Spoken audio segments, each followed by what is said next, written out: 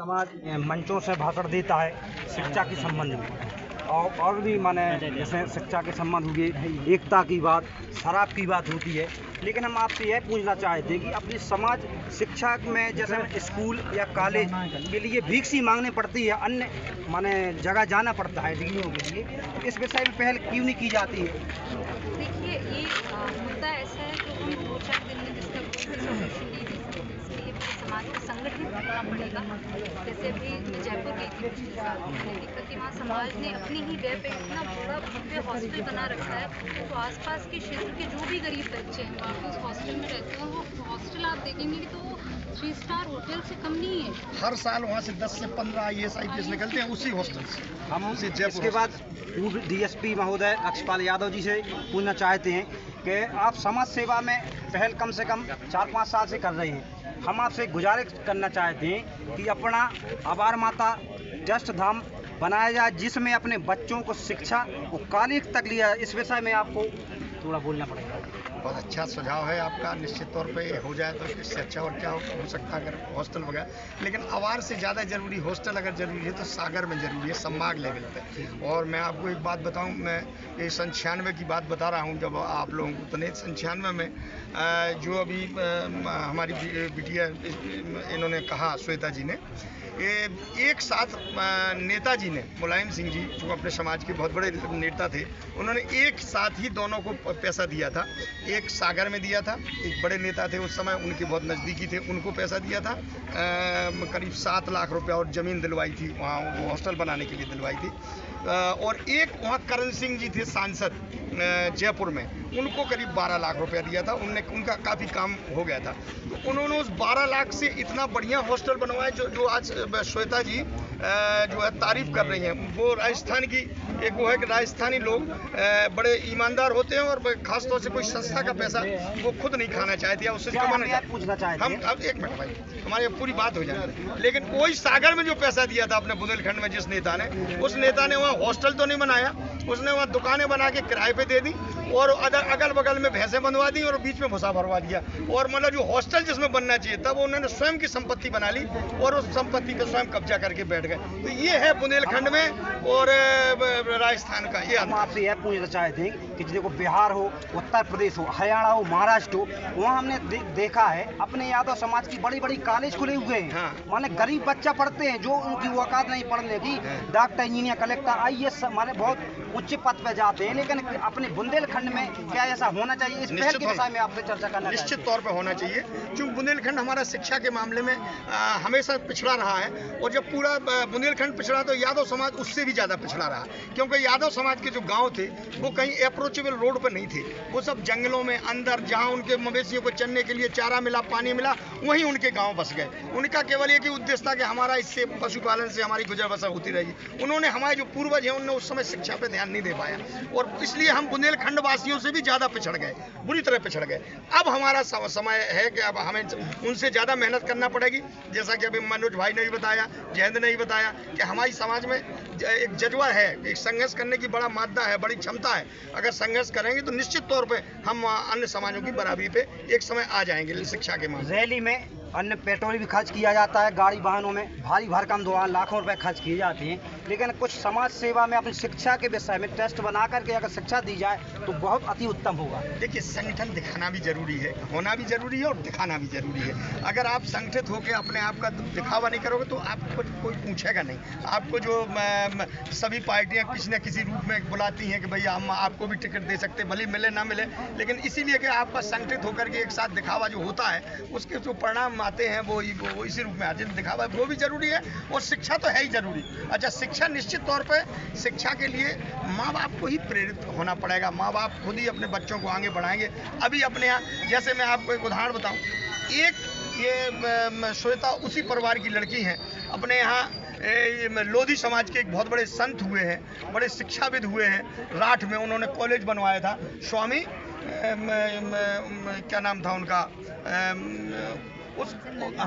वो स्वामी जी ने वहाँ कॉलेज बनवाए और उसके प्रिंसिपल थे उदय सिंह महासाब। यादव समाज का कोई कॉलेज नहीं था, लेकिन इनके जो नाना जी थे वो वहाँ के प्रिंसिपल थे और उन्होंने वहाँ इतनी जागरूकता लाई कि आज राठ तहसील से सबसे ज़्यादा पिछड़े वर्ग के IAS IPS निकलते हैं पूरे उत्तर प्रदेश और मध्य प्रदेश में छाए हुए हैं, इसलिए कि वो एक शिक्षा का केंद्र बना गए थे। तो वो वैसा कोई यहाँ आदमी नहीं हुआ निश्चित। तो हाँ, ब्राह्मण स्वामी ब्रह्मानंद महाराज थे, संत थे, लेकिन उन्होंने शिक्षा के लिए वहाँ बड़े बड़े कॉलेज चलाए। आज स्थिति ये है उस कॉलेज की, और उसके प्रिंसिपल थे इनके नाना जी, और उनकी वजह से ही वो आगे बढ़ा कॉलेज। आज उस कॉलेज से सैकड़ों की तादाद में बड़े बड़े अधिकारी हैं जिन्हें मैं व्यक्तिगत जानता हूँ। आपके यहाँ कलेक्टर है शीलेंद्र सिंह, वो उसी कॉलेज के थे। आपके यहाँ जगत सिंह राजपूत वो रहे, वो भी लोधी समाज के थे वो, और भी हम कई लोगों को जानते हैं जो उस कॉलेज से निकले हुए हैं, IAS IPS अधिकारी बने उसी। तो अब इसके बाद जैसे हमने आपसे क्वेश्चन किया और सारे नेताओं से हमारी आम जनता भी खड़ी हुई है, तो आज से इसका इस पहल पे कार्य होगा कि नहीं होगा? निश्चित होगा, क्यों नहीं होगा? आप लोग बोले भैया होगा। अपने आभार माता पे टेस्ट और शिक्षा के संबंध में रात के 11 बजे दीदी के यहाँ कार्ड देने जा सकते हैं। ये कार्यक्रम होगा, जब तक जिंदा रहेंगे तब तक होगा। नहीं होना ही चाहिए। और इसी के साथ तहलका एक्सप्रेस राजेश यादव के साथ आज हमने सभी नेताओं से, अतिथियों से अपने यादव समाज के क्वेश्चन किया है कि हमारी आभार माता जो प्रांगण है, राधा कृष्ण मंदिर है, जो हमारा सागर ब्लॉक पड़ता है और घुआरा ब्लॉक पड़ता है, और बड़ा मलया खासकर बड़ा मलया विधानसभा में विधायक भी दिया है। लेकिन अगर यहाँ टेस्ट बनता है तो हमारे बच्चे जो गरीब रहते हैं, हमारे समाज में भी गरीब रहते हैं, तो वो शिक्षा से निकल के IAS कलेक्टर बनेंगे, पटवाई बनेंगे, और जिसको जो व्यापार में जाना है वो बनेगा। इसी के हम तहलका एक्सप्रेस की नीति पे नमस्कार। आज हम आए हुए हैं आभार माता मंदिर, जो हमारा राधा कृष्ण मंदिर है। हर वर्ष जो रैली निकाली जाती है, ज़रा हम नज़ारा देख सकते हैं कि हमारे मन से आगे कहेंगे कि राधा कृष्ण मंदिर हमारे यादव समाज द्वारा बनाया गया था विगत वर्षों द्वारा। जो आज राधा कृष्ण मंदिर बहुत धूमधाम में बड़ी सजावट से कृष्ण जन्माष्टमी के अवसर पर बड़ी धूमधाम से मनाया जाता है। हमारा जो बंडा विधानसभा का सागर ब्लॉक है और बड़ा मलेरा का घुआरा ब्लॉक है, जो हमारी पूरी यादव समाज बड़ी धूमधाम से मनाती है जन्माष्टमी। और हर वर्ष भांति रैली निकालती है जो 40 किलोमीटर के अंतराल में रहती है। जैसे आभार माता से होते हुए रामटोरिया, घुआरा, बमनौरा से होते हुए सायगढ़, कानखी, बराज, श्यामपुरा, कजरावन होते हुए आभार माता यहाँ प्रस्थान होती है। तो हम दिखाते हैं, जरा कैमरामैन से कहेंगे मूर्तियों पर नज़र रखें और थोड़ा अपन ललना को झुलाएंगे। अपन गाना है ना कि ललना के पलना भाई, तो राधे कृष्णा को झुलाते हुआ तहलका परिवार में राजेश यादव, तहलका एक्सप्रेस से चैनल हेड, और हमारे पंडित जी बैठे हुए हैं।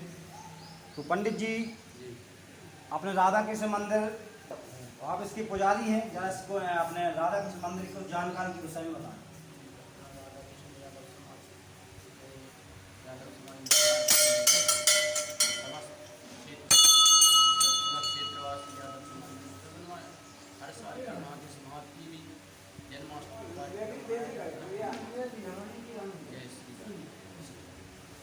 नमस्कार।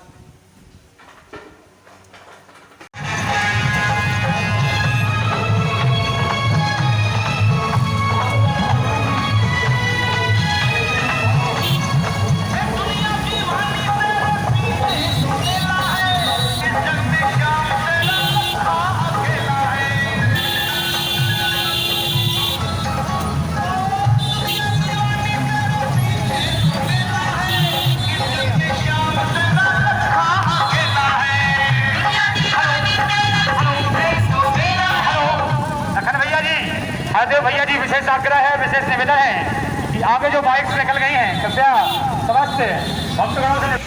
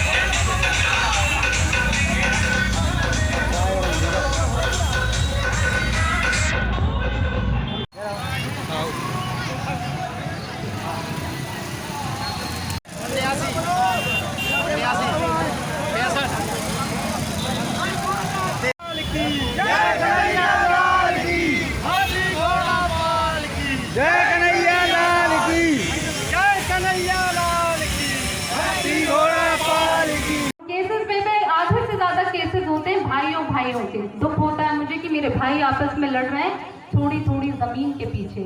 तो कोशिश करिए त्याग करने की। उस त्याग से अगर परिवार बचता है, परिवार की एका बचती है, तो उसे बचाइए। भगवान ने 2 हाथ 2 पैर और बुद्धि दी है, पैसा कमा लेंगे, लेकिन भाई दोबारा नहीं मिलेगा, परिवार दोबारा नहीं मिलेगा। परिवार में एकता लाइए, समाज में एकता लाइए और सबको मिलकर साथ आगे बढ़ाइए। आपकी बहन का आपसे यही निवेदन है। और मैं चाहती हूँ कि मैं जब दोबारा इस क्षेत्र में आऊँ तो मुझे इस क्षेत्र में जो एकता है वो बहुत मजबूत देखने मिले। वैसे तो इस क्षेत्र में मैं जब भी आई हूँ, शाहगढ़ हो, बंडा हो, आभार माता हो, मुझे एक अलग तरह का प्रेम मिलता है। और मैं इसलिए हमेशा समाज को कोटि कोटि नमन करती हूँ कि मुझे जो प्रेम और सम्मान इस समाज ने दिया, आज जो मैं खड़ी हूँ पिताजी के जाने के बाद भी जो आप लोगों ने मुझे मजबूती प्रदान की, मैं दोनों हाथों से समाज का नमन करती हूँ और आशा करती हूँ कि इसी तरह का सहयोग और प्रेम आपसे मिलता रहेगा। धन्यवाद। बहुत बहुत धन्यवाद है हमारे बीच हमारी दीदी श्वेता यादव ने